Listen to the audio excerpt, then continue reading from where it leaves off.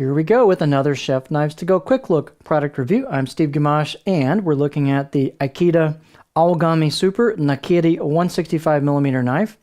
So the core steel on this knife, the hardcore steel, is Aogami or Blue Paper Super reactive high carbon steel from Hitachi.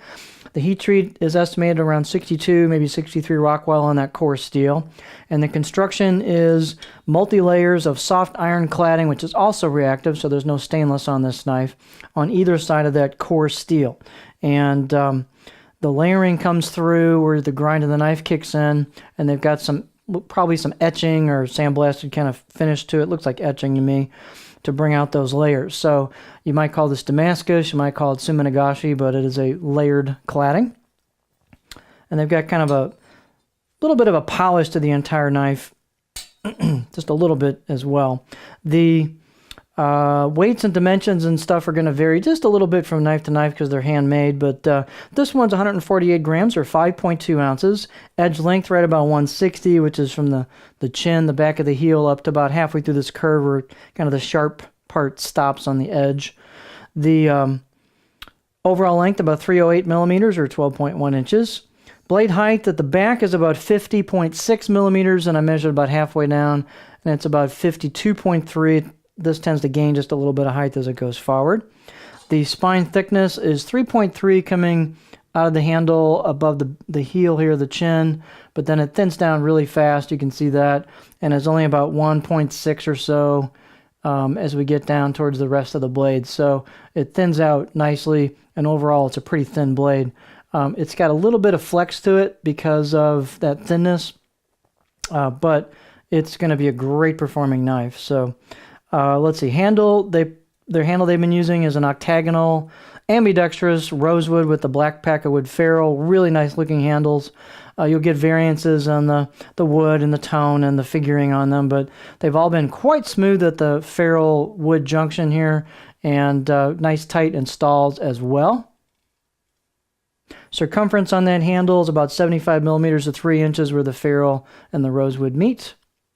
And they've got their kind of signature curved area here for the choil into the neck. So it's nicely polished and nicely relieved, but great spot for a pinch grip for your middle finger. So very comfortable. Balance point, where we have the knife out here, is pretty doggone close to a pinch grip for me. So it's a little in front of that bolster, maybe an inch or so. And then for me, that's just about right on the money. So it's a fairly light Nakiri, pretty neutral balance point with that handle combination. It's a really pretty blade, as I said. Let's take a look at it. So here's our beauty shot.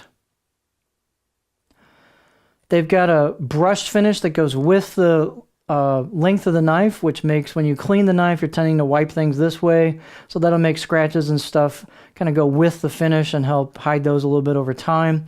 There's a well done hand chiseled kanji. You can run your fingers over it. It's extremely well done. Looks great. It's a beautiful aesthetic on that.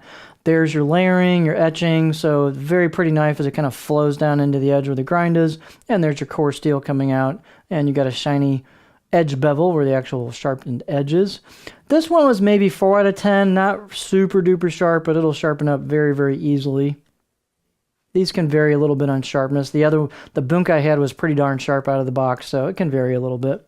A little bit of polish, actually a lot of polish on the spine and some relieving on that. A lot of polish on the choil. So very, very comfortable right out of the box.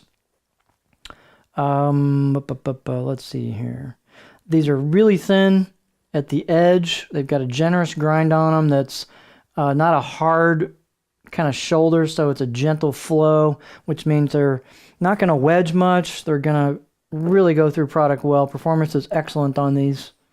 Here's what the profile looks like, and it's pretty flat. So if you like a flatter Nakiri and you do a lot of chopping, it's got a pretty flat stop at the heel, a little bit of back belly there, but it pretty much just flows into a gentle stop. It's not a full rock or anything. It just flows in, and it's fairly flat towards that back half of the blade. With the rounded tip, these actually rock pretty well, so you can get up pretty much wherever you want to go and then bring it down.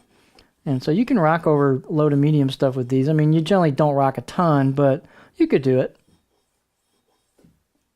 So beautiful blade, light, great finish, really nice grinds on these. They're just beautiful performing knives.